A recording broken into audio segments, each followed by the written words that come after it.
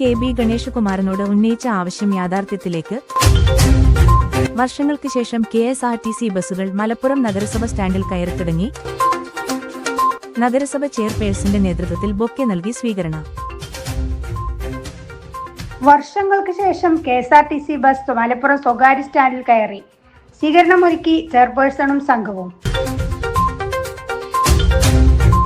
കോവിഡിന് മുമ്പാണ് മലപ്പുറം നഗരസഭാ ബസ് സ്റ്റാൻഡിൽ അവസാനമായി ഒരു KSRTC ബസ് കയറിയത്. ഇന്ന് 12 മണിയോടെ പാലക്കാട് നിന്ന് കോഴിക്കോട് പോകുന്ന KSRTC ബസ് മലപ്പുറം നഗരസഭാ സ്റ്റാൻഡിൽ കയറിയപ്പോൾ ചെയർപേഴ്സൺ അഡ്വക്കേറ്റ് റിനീഷയുടെ നേതൃത്വത്തിൽ വലിയ സ്വീകരണം ഒരുക്കിയത് വെറുതെയല്ല.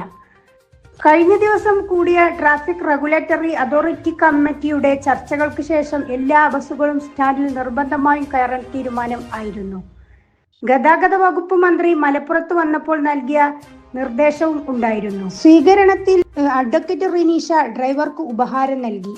Vice chairperson Jitesh C Anil, സ്ഥിരം സമിതി അധ്യക്ഷരായ ഹാരിസ് ആമിയൻ, പരി അബ്ദുൽ മജീദ്, മറിയുമ്മ ഷെരീഫ്, ആബിദ എട്ടുവീട്ടിൽ, നഗരസഭാ കൗൺസിലർമാർ തുടങ്ങി നിരവധി പേർ പങ്കെടുത്തു. Naseera Ismail, SS news, Malappuram.